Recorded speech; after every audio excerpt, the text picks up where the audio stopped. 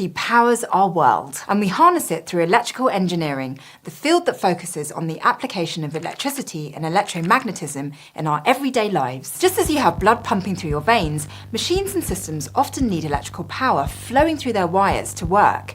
It's the lifeblood of our society, and it's hard to imagine society today without three of the main branches of electrical engineering: telecommunications, power and lighting, and computer engineering. They each came about in their own way, with their own challenges and victories, their own heroes, and sometimes villains. And you'd be surprised how much death is involved in the history of electrical engineering. Well, it can be dangerous.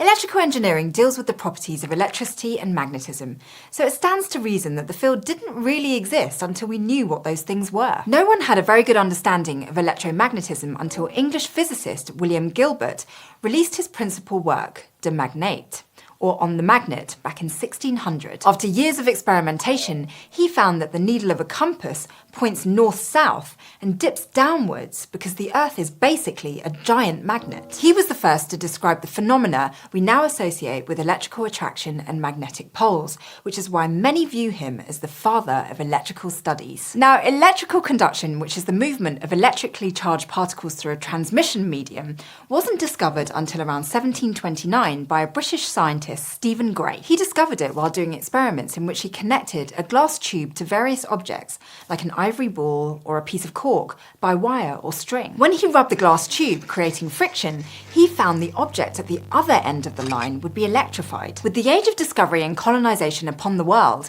could Gray's work be used to produce a faster means of communication? This brings us to the start of the first field of electrical engineering: telecommunication. Efforts to communicate over long distances by things like semaphore were undertaken as early as the 1700s, but it wasn't until 1837 that Sir William Fothergill Cooke and Charles Wheatstone patented the first electric telegraph. Their design used 5 or 6 magnetic needles to sway right or left to indicate specific letters. This early model was a little impractical because of its cost, but the men later patented a new version that only used 1 magnetic needle. Their invention was clearly a neat idea, but it didn't really take off until it was used to solve a murder that sounds like it was lifted from the pages of a Sherlock Holmes novel. On New Year's Day 1845, a man named John Towell gave a woman he was seeing a fatal dose of poison.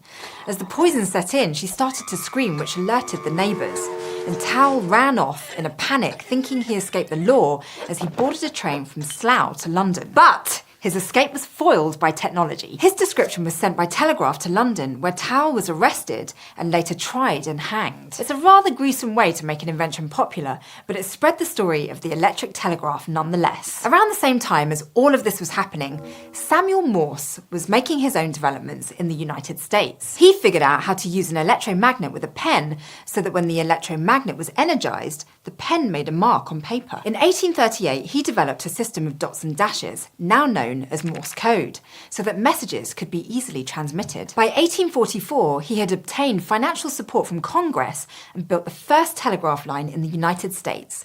It travelled between Baltimore and Washington, and on May 24th, he sent the line's first message: "What hath God wrought?" Pretty ominous, if I do say so myself. About 20 years later, in 1866, the British ship Great Eastern succeeded in laying the first permanent telegraph line across the Atlantic Ocean.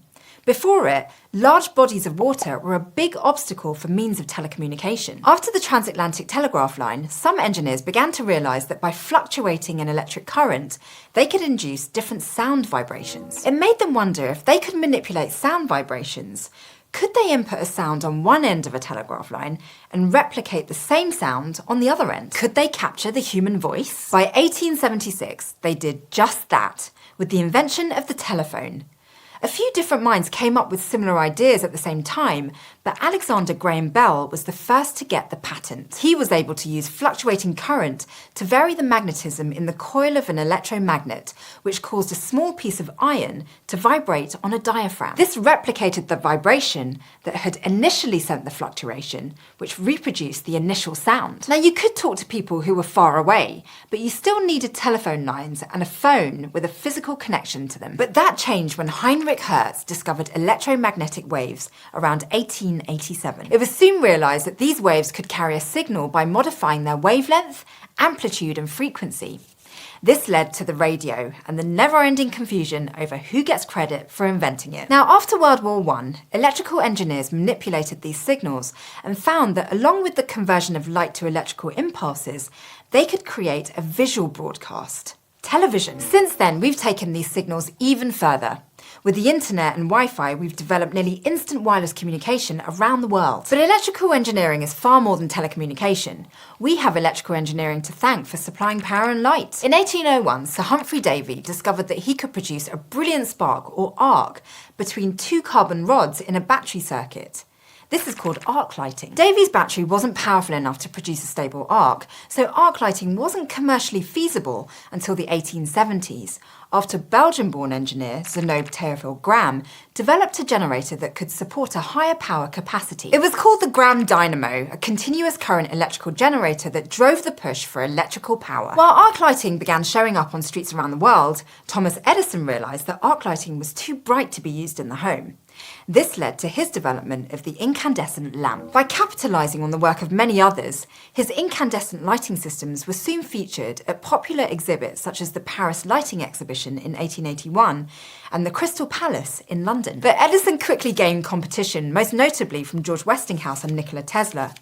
This led to what's now remembered as the War of Currents, with Westinghouse and Tesla as proponents of an alternating or AC current against Edison's direct or DC current. Edison did his best to discredit AC currents by trying to convince the public that they were dangerous. He had animals electrocuted by AC currents on public display and even recommended electrocution as a death penalty alternative to hanging prisoners, at which he succeeded.